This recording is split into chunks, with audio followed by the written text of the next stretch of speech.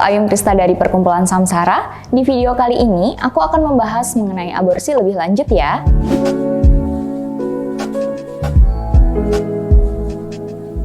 Apa sih aborsi itu? Mengutip dari WHO atau Badan Kesehatan Dunia, aborsi adalah penghentian kehamilan secara spontan atau induksi sebelum janin bisa hidup di luar kandungan. Prosedur penentuan usia kehamilan dilakukan secara berbeda-beda tergantung dari peraturan masing-masing di tiap negara.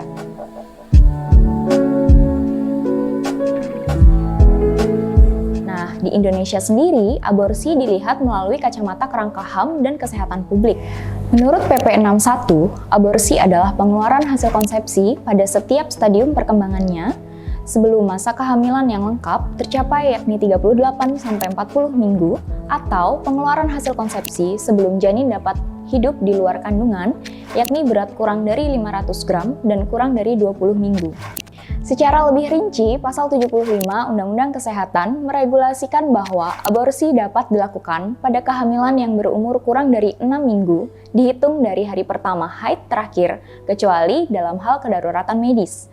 Tertulis juga, aborsi hanya boleh dilakukan oleh tenaga kesehatan yang memiliki sertifikat keterampilan dan kewenangan serta di penyedia layanan kesehatan yang sudah memenuhi syarat dan ditetapkan oleh menteri.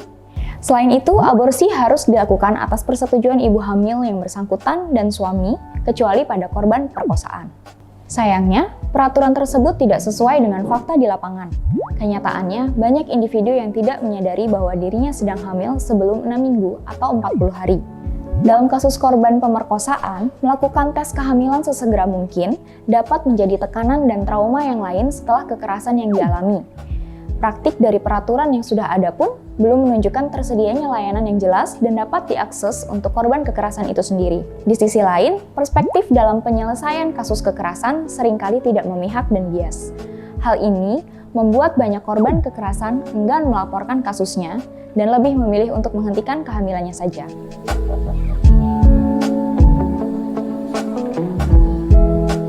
Ada beberapa dampak dari penolakan akses aborsi. Pertama, stigma atas kondisi KTD bisa menjadi pemicu untuk menekan kondisi mental seseorang. Dalam jangka panjang, kondisi ini bisa sampai berdampak pada tindakan yang membahayakan diri. Kedua, penolakan akses aborsi juga mempersulit pemberian penanganan yang tepat bagi kehamilan beresiko, yakni kasus kehamilan dengan indikasi medis, kehamilan remaja, atau kehamilan lanjut usia. Lebih jauh, kondisi ini berpotensi meningkatkan angka kematian ibu. Ketiga, selain dari segi kesehatan, penolakan akses aborsi juga berdampak pada aspek ekonomi dan kualitas hidup. Pemaksaan untuk melanjutkan kehamilan dalam kondisi ekonomi yang buruk mampu memperparah kondisi ke depannya. Dengan kondisi ekonomi yang buruk, hak atas hidup yang layak, pendidikan dan akses informasi akhirnya akan sulit untuk dipenuhi. Dalam jangka panjang, kondisi ini berpengaruh pada kualitas hidup ibu dan anak, dan bisa menimbulkan masalah lanjutan dari ketimpangan yang terjadi.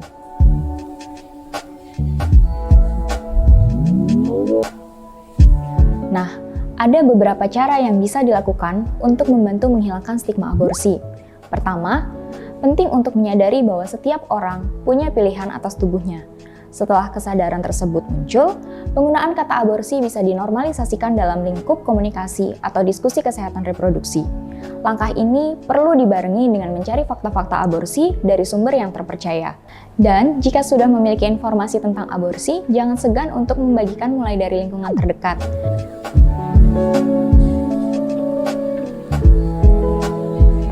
Jika ada individu yang mengalami KTD, sangat penting untuk mendengarkannya dengan empatik dan tanpa menghakimi. Apapun pilihan yang ia ambil, penting untuk memberikan dukungan dan penguatan bahwa pilihan tersebut baik untuk dirinya. Jika mengalami kebingungan, cari semua informasi dari sumber referensi yang tepat. Bisa juga dengan menemaninya saat melakukan konseling.